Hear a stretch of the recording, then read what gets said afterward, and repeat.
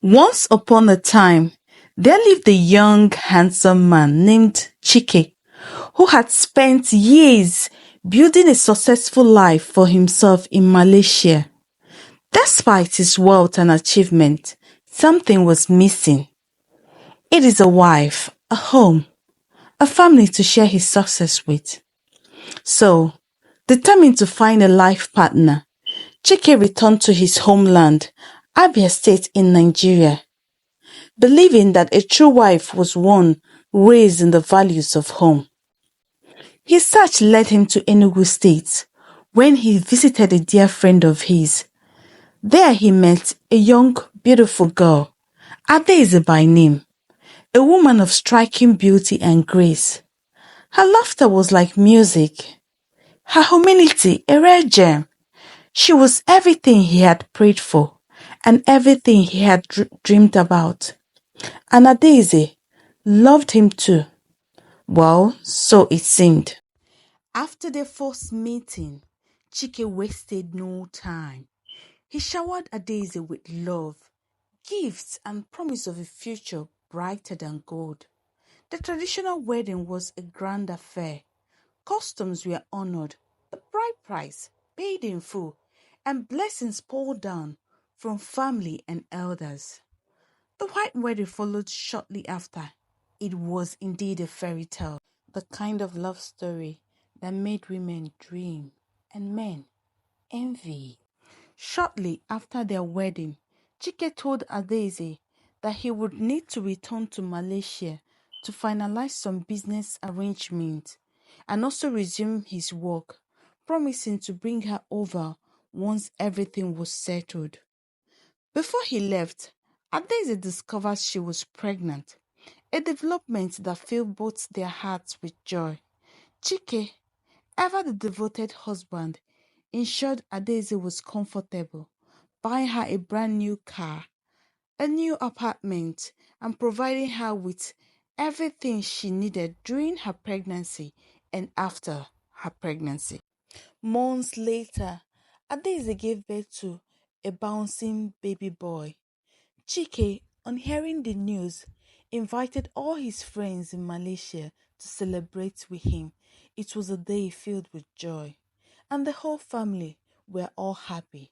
Adaeze was happy, Chike was happy, and everything was going on well. Until Adaeze began to feel lonely and abandoned, despite the frequent calls she get from Chike. Her husband was miles away, and whispers began to creep into her heart. Whispers of doubt, of boredom, of longing for something different. Then came the attention from other men, wealthy, charming men who were physically present, who filled the loneliness Chike had left behind. At first, it was harmless conversation, a little flirting here and there. But slowly, Adaeze began to feel something she hadn't expected. Thrill. One evening, as Chike sat in his luxurious apartment in Malaysia, sipping coffee, dreaming of his son and wife, imagining the day he would finally hold them in his arms, his phone rang. It was a call from Nigeria, a call from a dear friend. Bro, how far now? How you dey? How guy you dey na longest time no see you. How you dey? Chike said, I'm fine, I dey, bro. I waiting. This one where you call me. Hope there's no problem. Guy, there's no problem, but just say there's fire on the mountain. Guy, now which one be fire on the mountain? Where's the fire? Where's the mountain? the friend said. Guy, na your wife, Adaeze. I no want tell you this, make it no be say I dey bring bad news. Adaeze has moved on. She dey see a lot of men these days. She dey flirt, Adaeze dey flirt. I don't know when last week you call her, but ground no dey level. You need to come back home. Chike was shocked. My Adaeze. It can't be. He froze. What? That's impossible, my wife. The mother of my child. No way. No way. No way, guy. No way. Don't call me again. Don't call my line again. If you must talk shit about my wife. Immediately, Chike called the Daisy's line. No answer. He called again. No answer. He repeatedly called her line. There was no answer. Worriedly and scared, Chike decided to call Adaisy's mom. After several missed calls from her, Adaisy's mom picked up her call. And Chike asked her if what he was hearing was the truth. And the woman said, with a shaky and a heavy voice, "My son, whatever you think you've heard is the truth. I love my daughter so much, and I want the best for her. Please don't take whatever she's said or whatever she's doing to heart. Forgive her. Adaise has found someone she loved, and she wants to be with the person. I know it sounds very stupid and very greedy of us, but please forgive my daughter so that she can follow the love of her life." Immediately, Chike felt this shock and sensation from his whole body, like though he was feeling paralyzed. The phone he was holding slipped from his hands. His heart was pounding.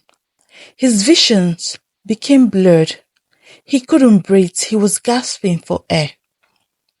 This couldn't be real. It has to be a nightmare. Days turned into weeks. Chike stopped eating, stopped sleeping.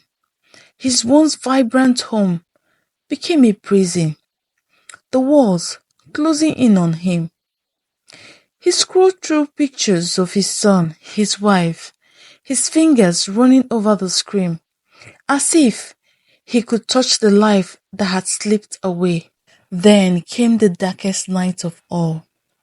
Chike sat on the floor of his bathroom, a bottle of whiskey beside him, cigarette smoke thick in the air.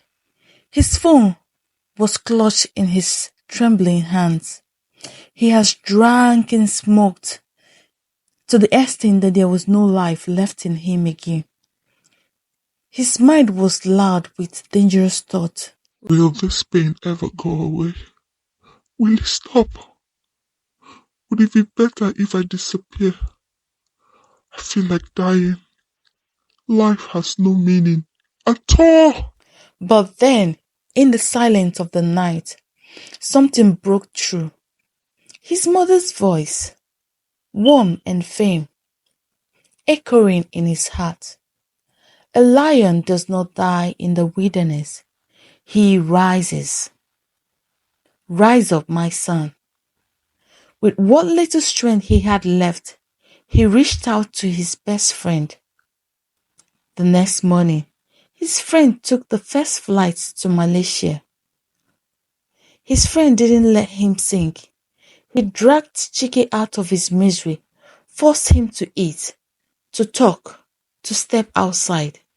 With time, with love, with a relentless push of those who refused to let him down, Chike began to heal. Slowly, painfully, but he did heal. A year later, Chike's business flourished like never before.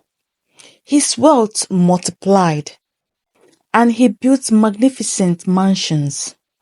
His resilience in him respect, admiration, and success beyond his imagination. Meanwhile, Adaise's dream life turned to dust. The man she left Chike for, he was nothing but a fraud. His love was temporary, his wealth a lie.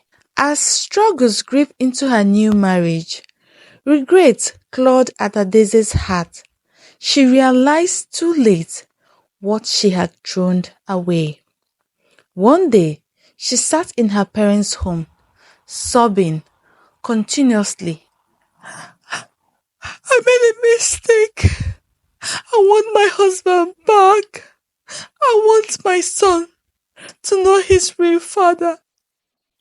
Her parents hesitated but eventually approached Adaize's family, begging for forgiveness.